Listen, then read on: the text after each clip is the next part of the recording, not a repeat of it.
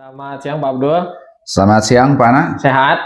Alhamdulillah. Gimana Pak Ana? Sehat? Alhamdulillah sehat. Pak Abdul, di sini kan kebetulan saya itu ada tugas untuk mensupervisi Pak Abdul ya. Iya, iya. Dalam kali ini saya akan memberikan rubrik penilaian ke Pak Abdul. Iya, iya Pak Nanti Ana. ada dua ya Pak Abdul ya. Ingat Iya. ya.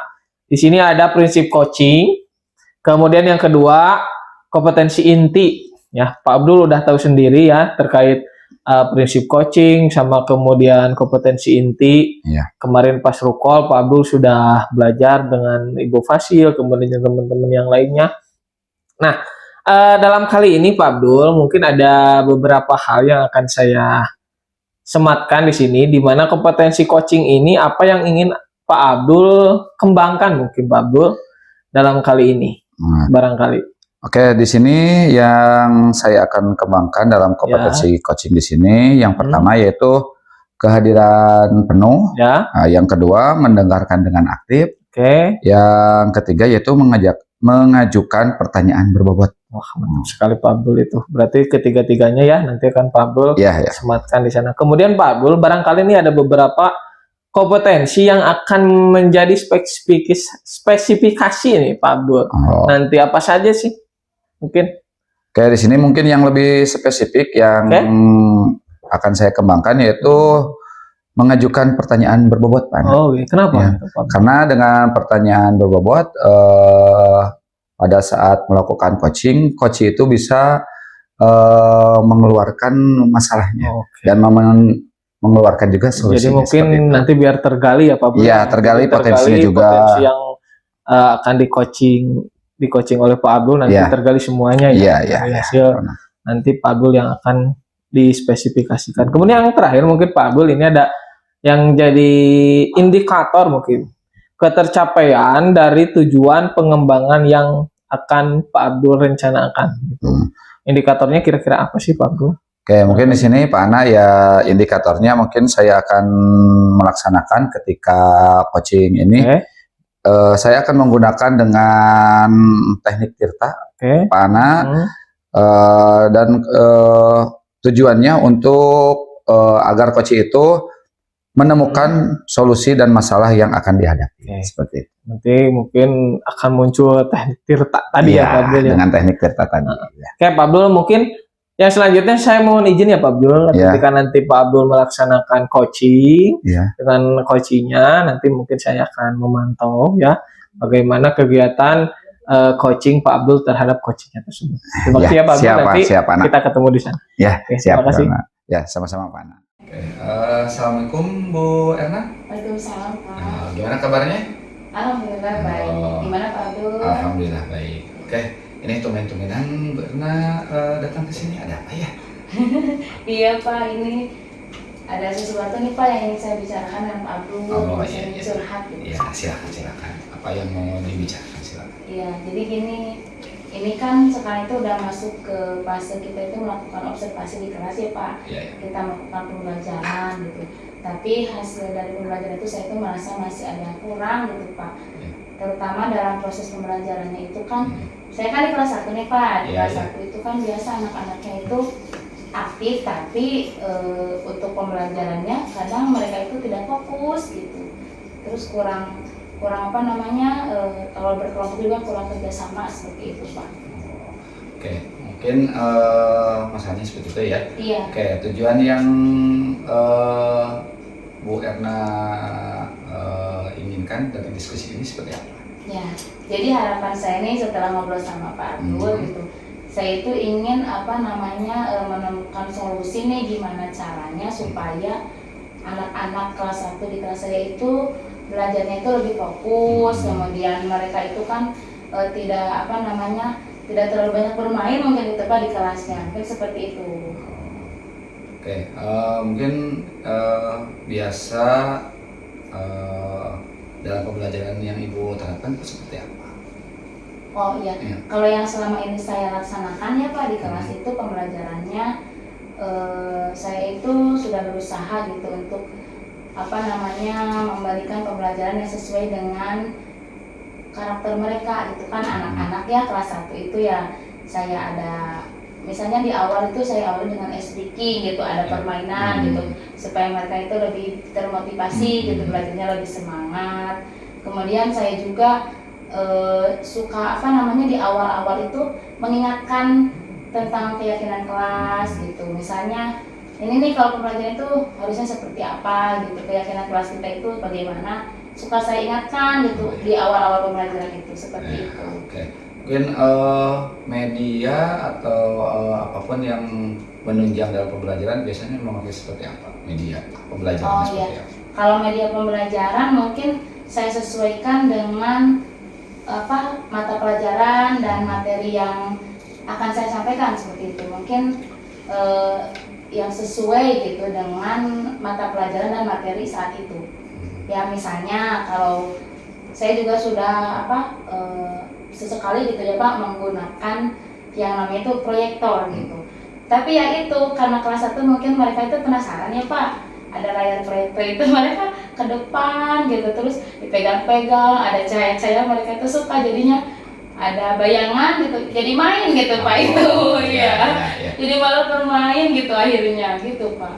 Berarti media sudah, terus metode pembelajaran juga sudah. Mungkin yang dari Ibu sendiri apa yang diinginkan pembelajaran tersebut bisa berubah seperti itu? Jadi saya juga kan misalnya gitu berkelompok juga sudah gitu mereka itu, tapi mungkin dalam ketika belajar berkelompok itu mereka ada yang aktif gitu, ada yang malah main, nah seperti itu. Jadi saya itu inginnya kan mereka itu aktif semua ya. Kalau berkelompok mereka juga bisa aktif gitu. Kalaupun belajar sendiri juga sama fokus gitu. Tapi mungkin karena ketika berkelompok kan ada LKPD nih. Ada LKPD, dikasih LKPD satu kelompok satu seperti itu. Tapi ya ada yang mengerjakan, ada yang tidak, seperti itu Pak. Gitu. Mungkin ada cara lain misalkan diferensiasinya dirubah atau gimana, seperti apa cara lain seperti metode yang menurut Bu Erna itu paling cocok untuk anak didik Ibu. Iya. Jadi berdasarkan yang sudah saya lakukan itu mungkin tadi kan ketika berkelompok mungkin si LKPD-nya itu kan satu kelompok satu ya. Jadi mereka itu kurang bertanggung jawab. Jadi mungkin LKPD-nya kalau misalkan yang berkelompok 4 berarti harus dikasih satu-satu ya Pak ya, biar mereka itu bisa fokus gitu, punya LKPD-nya masing-masing gitu, suka mengerjakan masing-masing, tidak ada yang duduk diam sebagian atau yang sebagiannya mengerjakan.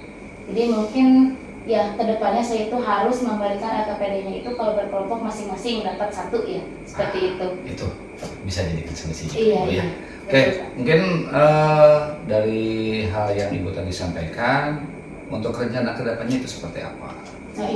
Jadi untuk proses pembelajaran kedepannya itu saya akan lebih memikirkan lagi nih bentuk pembelajarannya harus seperti apa. Kalau mau berkelompok mungkin diatur lagi nih gitu, supaya setiap kelompok punya perannya gitu. Jadi setiap anak-anak punya tanggung jawab.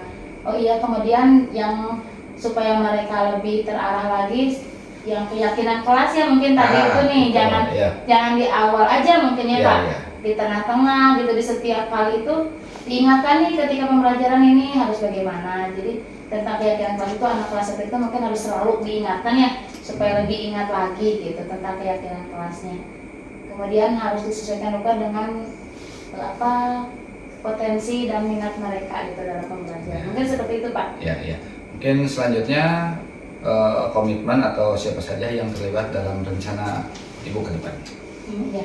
Jadi untuk perencanaan ke depan untuk perbaikan pembelajaran saya itu, saya tentu saja berkolaborasi ya dengan guru-guru yang sama yang mengajari kelas 1 gitu. Saya juga bisa nih merancang pembelajaran mungkin yang lebih efektif lagi ke depannya dengan minta berdiskusi juga dengan rekan sejawat saya yang sama gitu mengajari kelas 1. Mungkin seperti itu Pak. Alhamdulillah ternyata Ibu juga bisa mengungkapkan apa yang Ibu inginkan. Iya, iya. Seperti itu. Terima kasih Pak Abdul, ini karena saya juga mendengarkan apa namanya pemantik nih dari Pak Abdul, jadi saya juga kepikiran iya ya seperti itu. Iya. Oke, gimana perasaan Ibu setelah kita berdiskusi? Iya, alhamdulillah saat ini saya sudah lebih lega ya. Untuk proses pembelajaran ke depan saya mungkin sudah bisa menemukan solusinya harus seperti apa yang saya lakukan. Iya.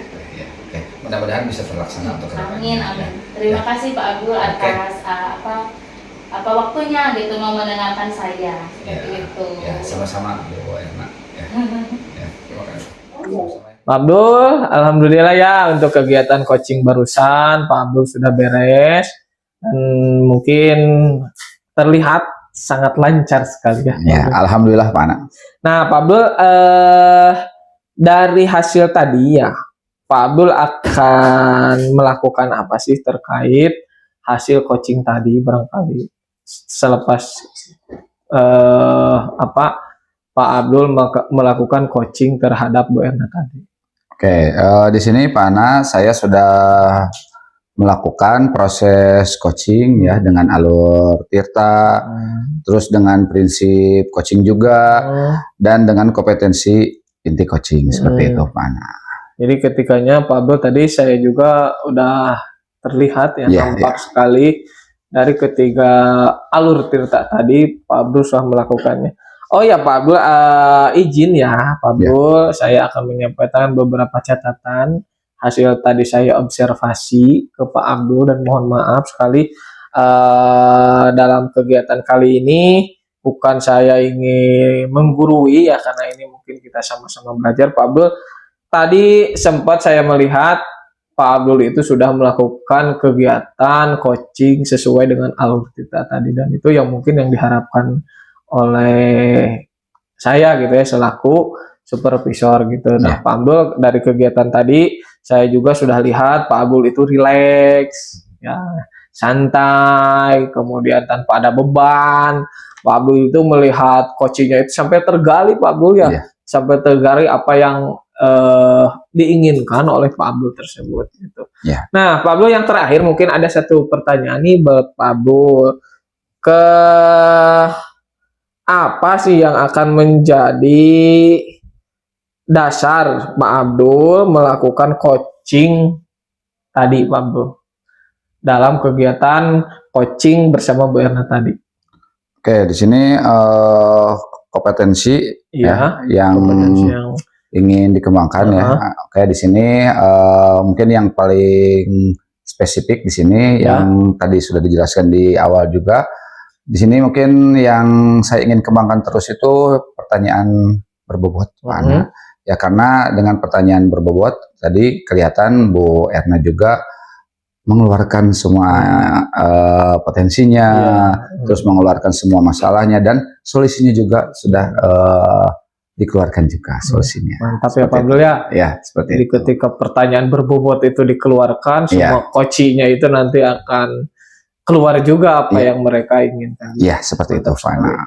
Pak Abdul, terima kasih ya atas waktunya. Ya, sama-sama, Pak Ana. Mudah-mudahan kita nanti ke depan bisa berkomunikasi lagi, bisa beradu pemikiran lagi bagaimana cara coach yang baik. Kita juga bisa saling bertukar ilmu dari kegiatan. Iya, sama-sama. Terima kasih Pak Abdul. Ya, sama-sama Pak Ana. Saya disebut sekian saja ya. Assalamualaikum warahmatullahi wabarakatuh. Waalaikumsalam warahmatullahi wabarakatuh.